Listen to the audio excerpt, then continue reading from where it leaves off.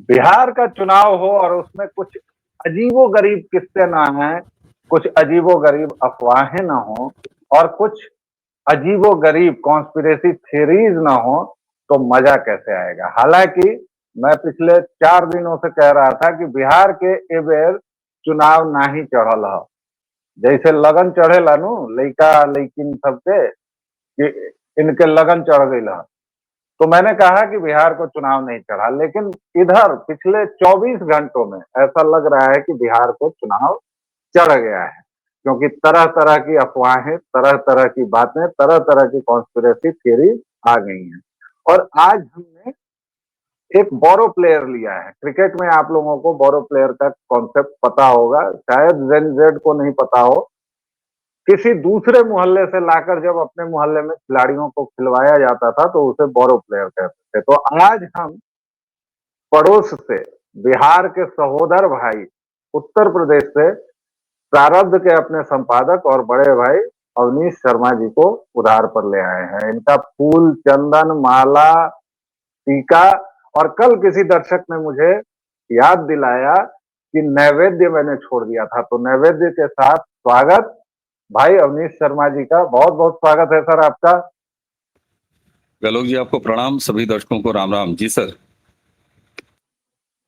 सीधे पहली conspiracy theory से बात करूंगा और उसके बाद आपके खजाने में जो जो चीजें हैं वो तो आप हमें बताएंगे। अलीनगर से मैथिली ठाकुर को टिकट दिया गया और उसके बाद वहां के गर्वीले मैथिलों ने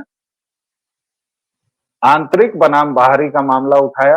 हालांकि मैथिली का जब से नाम हुआ, जब से उन्होंने तावड़े से मुलाकात की, तभी कुछ एक सेक्शन था गर्वीले मैथिलों का जो उसका विरोध कर रहे थे, मैथिली ठाकुर की उम्मीदवारी का विरोध कर रहे थे। उनका कहना था कि मैथिली की अभी वैसी अवस्था भी नहीं है, वैसा कुछ उन्होंने किया भी नहीं है। ऊपर से उनके पिता के कुछ पुराने बयान थे, पुराने कारनामे थे, कुछ जो पॉलिटिकली इनकरेक्ट बातें थी उनके पिता की, वो सारी बातें आई। लेकिन कल तो हद ही हो गई। कहा गया कि माननीय गृह मंत्री अमित शाह के निर्देश पर जो लोग भाजपा के डिसग्रंटल्ड कार्यकर्ता थे और जो एक पोटेंशियल चुनौती हो सकते थे, उम्मीदवार हो सकते थे, उन सब को 24 घंटे के लिए, 12 घंटे के लिए उठवा लिया गया। उठवा लिया गया में कैसे कैसे, तो भाई किसी एक नेता को उत्तर प्रदेश के कोई मंत्री जी आए हुए थे बिहार चुनाव में शिरकत कराने। यानी कि जब कल चूंकि नॉमिनेशन का लास्ट डेट था तो भाजपा ने अपने मुख्यमंत्रियों को भी बुलाया था। छत्तीसगढ़ से भी मुख्यमंत्री शाह आए थे, उसके बाद उत्तर प्रदेश के मुख्यमंत्री भी आकर चले गए। वो किसी नॉमिनेशन में नहीं गए, लेकिन उन्होंने बातचीत की। इस सब तरह की चीजों के बीच अचानक ये अफवाह उड़ी और इसका क्या सच है और इसके अलावा कुछ और खुलासे लेकर आए हैं हमारे संपादक जी अवनीश शर्मा जी। अवनीश भाई, क्या क्या हो रहा है बिहार में? आपके लेंस से देखेंगे जरा आज बिहार को, क्या चल रहा है बिहार में? बिल्कुल सर, बिल्कुल। आपने अपने इंट्रो में लोकल बनाम बाहरी ये मैथिली ठाकुर के संदर्भ में कहा, जिसपे वहां के आपके अनुसार मैं इस समाचार से, इस डेवलपमेंट से अनभिज्ञ हूँ, ईमानदारी से कह रहा हूँ कि ऐसा भी कुछ चल रहा है। लेकिन आपने कहा कि वहां जो लोकल मैथिल हैं वो कह रहे हैं कि मैथिली ठाकुर बाहर है, बाहरी है और यहाँ के लोकल है। साहब, करोड़ों करोड़ों हमारे बिहार के भाई महाराष्ट्र में हैं, गुजरात में हैं, बंगाल में हैं, दिल्ली में हैं। दिल्ली में तो मुझे लग रहा है कि आप सड़क चलते अगर टकराना शुरू करें तो हर टकराने वाला तीसरा शख्स बिहार मूल का निकलेगा। जब चेन्नई से कुछ इस तरह की बातें और ताना चलता है, जब पंजाब से पहिए बगाओ पंजाब बजाओ, भावना आहत हो जाती है। दिल्ली में जब कह दिया जाता है किसी भी पार्टी द्वारा या किसी भी नेता द्वारा कि इन्होंने दिल्ली बर्बाद कर दिया या कर दिया वह कर दिया, हाय हाय, भावना तुरंत आहत कुमार जी के साथ फरार हो जाती। मिस भावना, कुमारी भावना तुरंत आहत कुमार के साथ फरार हो जाती। महाराष्ट्र का तो खैर जन्मजुग्गी है। वो ठाकरे, बड़के बुढ़ऊ ठाकुर ठाकरे के जमाने से जब कभी रेडी वाले खोमचे वाले को 2-4 थप्पड़ लग जाता है और बिहार मूल का निकलता है, हाय हाय हाय हाय, एक बार फिर मिस भावना आहत कुमार के साथ फरार होती हैं। कर्नाटका में जब कोई बिहार का हमारा भाई जो है वो लतिया दिया जाता है, फिर मिस भावना आहत कुमार के साथ चली जाती है। सर, उस समय इस लोकल और बनाम बाहरी के तर्क को क्यों नहीं माना जाता? माना जाना चाहिए। दोगलई नहीं चलेगी साहब, दोगलई नहीं चलेगी कि जब वक्त जरूरत आन पड़े तो आप विक्टिम कार्ड ठीक मुसलमानों की तरह निकाल के बाहर कर दीजिए। कहिए अरे हमारे यहाँ कुछ है नहीं इसलिए हम भगाए गए हैं, भाई आए हैं, पूरा भारत हमारा है, अंडमान निकोबार तो हम सुबह जलपान करते हैं वहां पर, और उसके बाद सियाचिन के ग्लेशियर पर बैठ के जो है वो पानी पीते हैं। सारा भारत हमारा है, सारा भारत का निर्माण हम करते हैं। बीआरओ सड़कें बनाती है तो हम भर भर के ट्रेनों में जाते हैं, बिल्कुल जाते हैं। तो साहब ये दोगलापन है, और ये बताता है कि हमारा समाज कितना दोगला है। वो हमारा समाज चाहे बिहार का हो, वो हमारा समाज चाहे उत्तर प्रदेश का हो, चाहे बंगाल का हो, चाहे वो समाज महाराष्ट्र का हो, यही दोगलापन है वहां जो कहते हैं बिहारियों भागो। यही दोगलापन है पंजाब में जो कहते हैं पहिए भागो। यही दोगलापन है जम्मू कश्मीर में, हालांकि वहां पर एक मजहबी एंगल भी है। तो ये बताता है, इसमें गर्वीले मैथिल जो आप बार बार एक उपमा बोधक शब्द इस्तेमाल करते हैं, तो ये गर्वीले मैथिलों में भी है। वो कोई मंगल ग्रह के तो है नहीं भाई, टोपी लगा देने से मिथिला वाली, वो कोई मंगल ग्रह के नहीं होते, वो हेलमेट नहीं है जो चंद्रयान में बैठ के ऊपर लेके जाता है, वो यहीं की सांस्कृतिक पहचान है भाई। तो इसलिए ये समाज का दोगलापन है ब्यालोक जी, और ये हमेशा से चलेगा।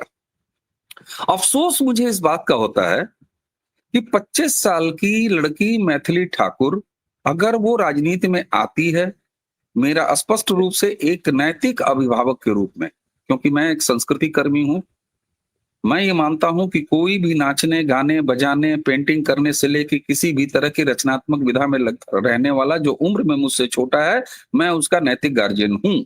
ये मेरी विधा कहती है, ये मेरे गुरुओं ने, मेरे अग्रजों, मेरे सीनियरों ने सिखाया है जो कलाधर्मी रहे हैं। अगर एक 25 साल की बच्ची राजनीति में उतर जाती है, तो उन्हीं गर्वीले मैथिलों को नैतिक गार्जियन बन के उसे ये बताना चाहिए कि बेटी, मैं भी ये निजी रूप से मानता हूं कि उसकी उम्र बहुत कम है राजनीति में आने के लिए, निश्चित तौर पर पहले दिन से मैं कह रहा हूं। लेकिन साहब, सवाल ये उठता है कि बजाय इसके कि उसका नैतिक गार्जियन बन के उस बच्ची को ये कहें कि आ तो गई हो बेटा, आना नहीं चाहिए था, लेकिन अब आ ही गई हो, टिकट मिल ही गया है, तो तुम्हें ये करना चाहिए, इस तरीके से काम करना चाहिए। अपने पिता की छाया, जैसे प्रधानपतियों वाली छाया होती है, उस तरह की किसी छाया से मुक्त रहना बेटा। और उसी के साथ साथ ये भी उसको कहना चाहिए एज ए गार्जियन कि बेटा अपने कैरियर पर ध्यान लगाना। एक रवि किशन नाम का सांसद है जो योगी आदित्यनाथ जी की सीट पर लगातार 2 बार से सांसद हो रहा है, लेकिन वो संसद के सभी सत्रों को अटेंड करता है, बेस्ट सांसद का अवार्ड भी पाता है, लेकिन उसी के साथ महीने में कम से कम 5 या 6 दिन, 8 दिन वो तमिल तेलुगु फिल्म में जहां उसको काम मिलता है वहां भाग जाता है, वेब सीरीज करता है, अपने पैसे कमाता है, ताकि वो किसी पुल पुलिया में दलाली न ले। मैं नहीं, कभी लेकिन भी ये दो नहीं मानता। सांसदों और सर्वश्रेष्ठ सांसद का पुरस्कार जीतने के साथ साथ जो उनका सपना था फिल्म फेयर का, वो भी जीता। वो अब भी किस जीतते फिल्म हैं, के लिए एक जीता, तरफ अपने, कैसे जीते, वो बिल्कुल अलग होता है बिल्कुल। जी। मैं उनके पूरे संपूर्ण, हम लोग पूरे संपूर्ण व्यक्तित्व की आलोचना, समालोचना और उसका विश्लेषण नहीं कर रहे, लेकिन 2 हाई पॉइंट आप उठा लीजिए अगर, तो एक तरफ अपने राजनीतिक सामाजिक दायित्व में वो बेस्ट सांसद होता है, दूसरी तरफ जो उसका अपना प्रोफेशन है उसमें वो बेस्ट अवार्ड लेके आता है इंडस्ट्री का जो कुछ भी चल रहा है। सवाल ये होता है कि हम क्यों चाहते हैं कि हमारे राजनीतिक लोग शहाबुद्दीन जैसे हों और उसके बाद तेजाब पुत्र ओसामा टिकट पा जाए। मैथिली ठाकुर टिकट अगर पा जाती है तो वो बुरा है, लेकिन ओसामा पुत्र ओसामा अगर पा जाता है, ये तेजाबी लड़का बहुत अगर पा बड़ा जाता मुद्दा है। है सर, ये बहुत बड़ा मुद्दा है जो बिहारियों आपको याद रखना चाहिए। एक तरफ मैथिली ठाकुर हैं, 25 वर्ष की युवती हैं, अनुभवहीन है, दूसरी तरफ 30 या 35 साल का तेजाब पुत्र है, यानी ओसामा, नाम ही देख लीजिए, और वो रघुनाथपुर सीट से है, ये भी देख लीजिए विडंबना, और ये भी देख लीजिए कि अनुभव उसके पास भी केवल ये है जो उसके पिता की विरासत है। तो दोनों आपको देखना है बिहारियों जी। आप कंटिन्यू करें। अब मैं यहाँ ये पूछता हूँ, जितनी चर्चा मैथिली ठाकुर के टिकट मिल जाने पे हुई है, जितनी समालोचना मैथिली ठाकुर के टिकट मिल जाने पे हुई है, क्या उतनी बात कहीं कोई दिखा दे गर्वीला बिहारी जिसने ओसामा पे बात की हो, जिसने ये कहा हो कि ऐसे आदमी को टिकट बिल्कुल मिलना ही नहीं चाहिए। तो और बिहार का शर्म है, उस सीट की ये शर्म है कि वहां से तेजस्वी यादव ओसामा को टिकट दे देते हैं। अब एक दूसरा एस्पेक्ट, लोग क्यों ये चाहते हैं कि तेजस्वी यादव नाम का, लालू प्रसाद यादव का बेटा, जिसकी एकमात्र क्वालिटी यही है कि वो लालू यादव का बेटा है, राबड़ी का पुत्र है, 16-17 साल की उम्र का, वो अब आर्थिक अपराधी भी है आईआरसीटीसी घोटाले वाले मामले में। ऐसा व्यक्ति जो कोई काम नहीं करता, जिसने 13वें 14वें 114वें खिलाड़ी के रूप में पानी पिलाने का काम किया है तब आईपीएल, ऐसा व्यक्ति करोड़ों की संपत्ति रख सकता है और राजनीति में आ सकता है, काम कर सकता है। मैं देखना चाहूंगा कि ओसामा जब अपना टिकट अगर वो पर्चा अगर दाखिल कर दिया है, तो मैं ये देखना चाहता हूं कि उसने संपत्ति के विवरण में अपने संपत्तियों का कितना विवरण दिया है। और मैं ये भी जानने में इंटरेस्टेड रहूंगा कि कितने हमारे गर्वीले बिहारी भाइयों ने ये पूछा है कि इसके पास ये करोड़ों की संपत्ति कहां से आई, तेजस्वी के पास ये संपत्ति कहां से आई। ऐसे में हम क्यों चाहते हैं कि लंपट, बेरोजगार, थेथर और अपराधी, दलाली से पैसा कमाने वाले, यही लोग राजनीति में आए? प्रोफेशनल्स राजनीति में क्यों नहीं आए? एक कलाकार राजनीति, अगर मैथिली ठाकुर अपने गा कमा के पैसे कमाए और साथ में राजनीति करे, ये बेस्ट कॉम्बिनेशन है? या ओसामा का बेस्ट कॉम्बिनेशन है? या तेजस्वी का बेस्ट कॉम्बिनेशन है, जो 17 साल की उम्र में जानता भी नहीं था और उसके बाप ने उसके नाम पर चोर लिख दिया, घोटालेबाज लिख दिया, करोड़ों की संपत्ति उसके पास आ गई। और तो और मैं राष्ट्रीय शिखर पुरुष, जिनको मैं बहुत स्नेह से राष्ट्र बालक कहता हूं, राहुल गांधी कौन सा धंधा करते हैं भाई? वायनाड में जरा सा देख लीजिए प्रियंका गांधी का डिक्लेरेशन, कौन सा धंधा करती हैं भाई? ऐसे लोग राजनीति में स्वागत है उनका। लेकिन एक कलाकार मर जाएगी, अगर वो चुनाव जीत जाएगी तो गा कैसे पाएगी? अरे साहब, क्यों नहीं गा कमा के और आपकी सेवा भी कर सकती है? तो ये समाज का नैतिक दोगलापन है, ये सिर्फ बिहार के समाज का नहीं है, ये हमारे जी पूरे भारत के समाज का नैतिक दोगलापन है, जो ऐसे समय पे अपने कभी निजी कुंठाओं से बाहर आ जाता है। अरे हमरा गोतिया का टिकट कट गया तो हम तो विरोध करेगा। जी अरे हमरा भतीजवा भी लाइन में था लेकिन उसको टिकट नहीं मिला, हम तो विरोध करेगा। दूसरा, ऐसे लोग जो थेथरई की राजनीति करते हैं, सस्ती राजनीति करते हैं, उनकी निजी कुंठाएं भी बोलती हैं। हाँ, मैं ये मानता हूं, मैं ये मानता हूं कि जिन्होंने अलीनगर सीट पर भारतीय जनता पार्टी के हो चाहे एनडीए के किसी घटक दल के हो, मुझे नहीं पता कि वहां का समीकरण क्या था, वो सीट परंपरागत रूप से किसकी थी, किसका क्लेम बनता था, लेकिन निश्चित तौर पर वहां के लोकल नेताओं को निश्चित तौर पर ठेस पहुंची होगी। लेकिन आपको पता है भाई साहब, अमिताभ बच्चन, दिलीप कुमार, राजेश खन्ना, कई बार आपको हेमंत नंदन बहुगुणा और बनाम अमिताभ बच्चन का इलाहाबाद, तब का इलाहाबाद का इलेक्शन सबको याद होना चाहिए। तो कई बार आपको विनिंग फैक्टर भी देखना होता है निश्चित तौर पर। और कम से कम भाजपा इतनी अनुशासित पार्टी है कि उसके कार्यकर्ता मान जाते हैं और किसी भी तरीके से वो समायोजित कर लेते हैं। तो जिसको मान जाना समायोजन, उसको बिहार अगर अपहरण के रूप में डिकोड करता है, तो एक बार फिर ये नैतिक चरित्र बताता है कि दरअसल हमारा सॉफ्टवेयर क्या है। अगर कोई समायोजित हो जाता है, मान जाता है, न्यूट्रलाइज हो जाता है, तो हम कहते हैं रे उसका तो किडनैप हो गया। अब यहीं रुकूंगा। आपने बड़ी अच्छी बात कही, और बिहारियों, आप लोग जो भी मुझे सुन पा रहे हैं और ज्यादा देर तक सुन पा रहे हैं, ज्यादा दूर तक इस बात को फैलाइए कि आपके सामने कितना सुंदर उदाहरण ओसामा, फेलस्वी, राहुल, ये तमाम किरदार दर किरदार, मैं नाम गिनाता जाऊंगा, अवनीश जी नाम गिनाते जाएंगे, बनाम मैथिली। और क्यों इतना विरोध? उसके बाप से अगर आपको कोई नाराजगी है तो उसके बाप को गाली दीजिए, उसको क्यों गाली देना? और अगर मैथिली के जीतने से अलीनगर सीतानगर हो जाता है तो मुझे इसके बाद तो कुछ कहना ही नहीं। बख्तियारपुर अगर रामपुर हो जाए तो मुझे बख्तियारपुर से नीतीश शाह के बदले किसी को भी, कोई भी बैठ जाए, उससे मुझे कोई फर्क नहीं पड़ता है भाई। आपने एनडीए के तरफ के खुलासे किए, उन पर चर्चा की, अपहरण पर आप आ रहे थे, तब तक मैंने आपको रोक दिया। इसके साथ ही आप जरा दूसरे दलों महागठबंधन की ओर चलिएगा, अब पूरा मैदान आपका है। अब मैं बीच में आपको डिस्टर्ब नहीं करूंगा। मैं बस ये जानना चाहता हूं कि गठबंधन की तरफ से आप क्या क्या खबरें लाए हैं, क्या क्या सुर्खियां लाए हैं। जी, ओवर टू यू। जी सर, देखिए महागठबंधन, एक तो मुझे बड़ा अच्छा लगता है, मैं इसका श्रेय लालू प्रसाद यादव जी को देता हूं। वो रैली नहीं महारैली करते थे, फिर थोड़ी देर बाद उन्होंने महारैली की जगह महारैला शुरू कर दिया। तो ये महा शब्द लगाना, हमारी टीम भी थंबनेल पर अक्सर महा डिसीजन, महा निर्णय ये लिखा करती है। तो ये प्रेरणा मुझे लालू से मिली है, हमारी टीम को लालू से मिली है। इसके लिए उनको धन्यवाद। महागठबंधन, चलिए साहब, लालू प्रसाद यादव से लेके और उनके परिवार का कैरियर तबाह कौन कर रहा है?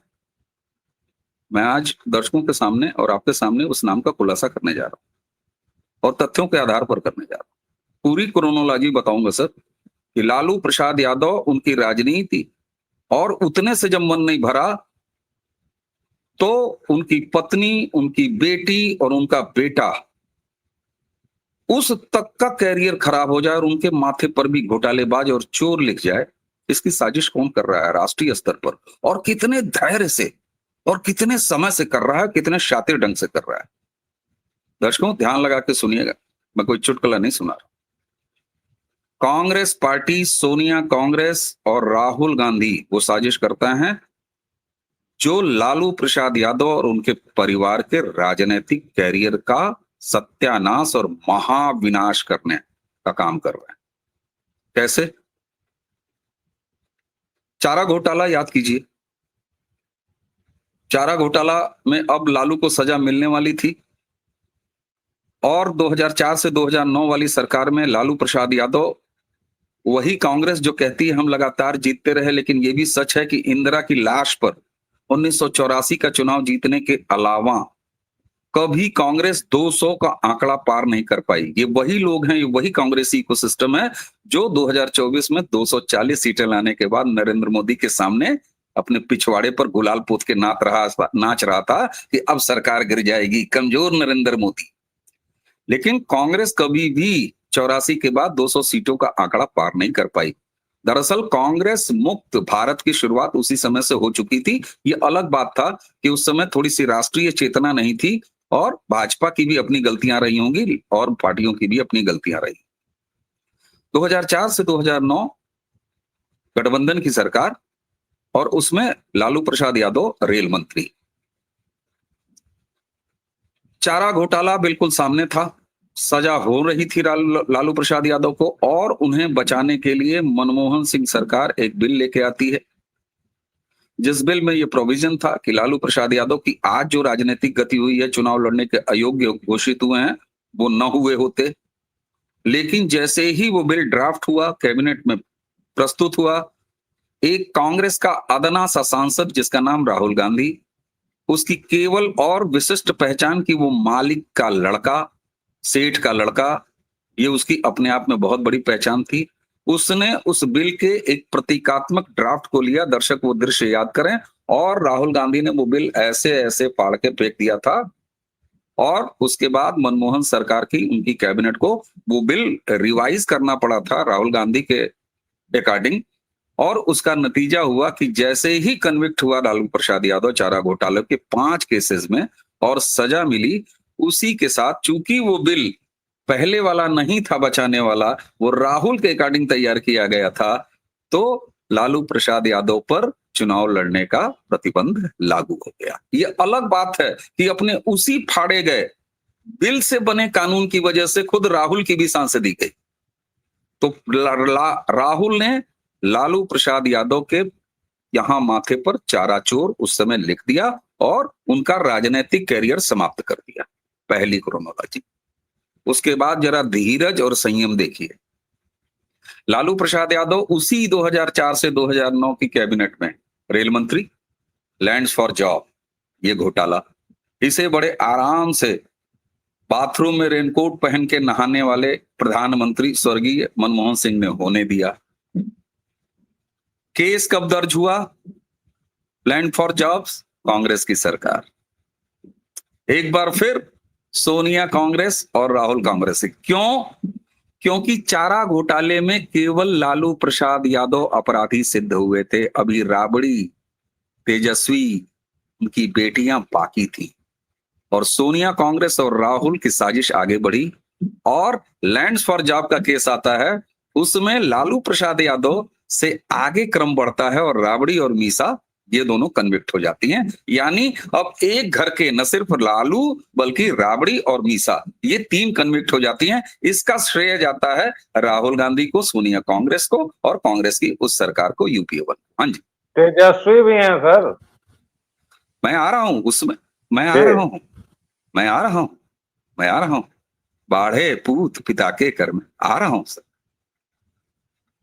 साजिश यही नहीं रुकती है। राहुल और सोनिया कांग्रेस का पेट यही नहीं भरता है। अभी जैसा कि ये पितृ सत्तात्मक समाज है व्यालोक भाई, तो हो सकता है राबड़ी देवी एक बार चीफ मिनिस्टर बन गई थी, अब उनके चेहरे पर भी लिख दिया चोर, अब दोबारा कभी ट्राई नहीं कर सकती। मीसा भारती आगे निकल के आई थी और ऐसा लगता था कि बड़ी लड़की होने की वजह से वो लीड करेंगी, उसके माथे पर लिख दिया गया चारा, वो लैंड्स फॉर जॉब चोर, वो छट गई। लेकिन अभी तेजस्वी बाकी था, तेजस्वी बाकी था। उसके बाद आता है आईआरसीटीसी घोटाला। उसी कार्यकाल जब झारखंड के होटलों को सीधे सीधे, आप देखिए ओपन एंड शट केस, आज सब लोग कह रहे हैं अरे आईआरसीटीसी तो बिल्कुल ओपन एंड शट केस है। साहब आप जरा सोचिए कि उस समय फ्रॉड करने वालों को इल्हाम नहीं था कि एक तरफ रेल मंत्री रहते हुए हम फलाने को ये होटल्स दे रहे हैं, दूसरी तरफ उस कंपनी से एक कंपनी को 95 करोड़ तब की और आज की कम से कम 400 से 500 करोड़ की जमीन उस कंपनी में आ रही है। उस कंपनी फिर एक तीसरी कंपनी को वो लैंड ट्रांसफर कर दे रही है पटना वाली, जिसके डायरेक्टर में तेजस्वी, मीसा, राबड़ी एक बार फिर है। तो ये क्रम मीसा भारती से होता हुआ तेजस्वी तक आया। आप मुझे बता दीजिए ये घोटाला किसके समय का है और ये एफआईआर किसके समय की है, ये भी बता दीजिएगा। फिर मैं आऊंगा कि नरेंद्र मोदी कैसे एक्शन ले रहे हैं और बदले की राजनीति कर रहे हैं। मैं आऊंगा, इस सवाल पर भी आऊंगा। टाइमिंग टाइमिंग यही समय क्यों, मैं उस पर भी आऊंगा। दर्शक इन सारे बिंदुओं को जोड़िए और मुझे ये बताइए, व्यालोक जी को ये बताइए कि ये राहुल गांधी, सोनिया नहीं तो और कौन है जो लालू प्रसाद यादव, राबड़ी, मीसा, तेजस्वी का कैरियर, पॉलिटिकल कैरियर, उनको ये जेल जाने की व्यवस्था कर रहा है, ये कौन है? अब आते हैं कि अभी ये कहां हैं, तो इसके लिए मिलाट को गरियाइए, गाली दीजिए जो करोड़ों लाखों लाखों पेंडिंग केस लेके बैठे रहते हैं। मुकदमों में देरी अगर हुई है तो फिर गाली दीजिए ना मिलाट को। और अगर इसी समय ये केस खुला है तो ये तो प्रारब्ध है नरेंद्र मोदी का। क्या करिएगा, क्या करिएगा? ये प्रारब्ध है नरेंद्र मोदी का कि उनके विपक्षी स्वतः अपने बोए गए जो खेत हैं उन्हीं के चारों में फंसते हैं और फंस के इस तरीके से समाप्त होते हैं, बर्बाद होते हैं। क्या राहुल गांधी को नरेंद्र मोदी ने कहा था नेशनल हेराल्ड घोटाला कर लेना, अगस्ता वेस्टलैंड कर लेना? काम नहीं कहा था ना। तब तो नरेंद्र मोदी नाम की चिड़िया भारतीय राजनीति में थी ही नहीं, कहीं कहीं रही होगी इधर उधर मित्रों मित्रों करते हुए, इधर उधर घुस के संगियों की तरह। वो आज आपने यहाँ पूरी सब्जी खिला दीजिए, आज अपने यहाँ हलवा सब्जी खिला दीजिए। तो सर आप इन बिंदुओं को जोड़िए, आप स्वतः जान जाएंगे। और अब लोग एक सवाल उठाएंगे, उसका जवाब एक लाइन में जरूर दे दूं। अरे आप ऐसे कैसे कह रहे हैं, वो तो महागठबंधन में साथ है। कहां साथ है जी, कहां साथ हैं बताइए ना। एसआईआर के बहाने महफिल लूट ले गए, तेजस्वी को पीछे पीछे स्टेपनी की तरह टहलाया राहुल गांधी ने। सारा महफिल जब निकल गया तो राहुल गांधी इस समय चुनाव चढ़ चुका है, पर्चा भरा रहा है, लोग मैथिली ठाकुर को गरिया रहा है, सब डिसाइड हो गया। ओसामा भाई भी पर्चा भर दिया और गठबंधन में सीटें नहीं डिक्लेयर है। सीपीआई कितने पे लड़ेगी, हम कितने पे लड़ेंगे, तुम कितने पे लड़ोगे। एक ही सीट से 2-2 ठो 3-3 ठो कैंडिडेट आपस में उठा रहे हैं। कहां है गठबंधन जी, कौन बर्बाद कर रहा है गठबंधन को? राहुल गांधी और सोनिया लालू प्रसाद यादव और उनकी पार्टी की राजनीति बर्बाद करना चाहते हैं और इसलिए करना चाहते हैं कि कांग्रेस के परंपरागत वोटर रहे हैं मुस्लिम। और जहां जहां जब से क्षेत्रीय पार्टियों ने, चाहे मुलायम सिंह यादव ने उत्तर प्रदेश में, लालू प्रसाद यादव ने बिहार में जब से ये मूल वोटर उनका कांग्रेस का छीना है, तब से कांग्रेस के बुरे दौर आ रहे हैं इस देश में। और राहुल गांधी एक बड़े एजेंडे पे काम कर रहे हैं। राहुल गांधी को बिहार का, उत्तर प्रदेश का, दिल्ली का, पंजाब का सीएम नहीं बनना है, वो पैदाइशी पीएम है। भाड़ में जाए बिहार की सरकार, किसी की भी सरकार बने, उनसे उसको कोई फर्क नहीं पड़ता।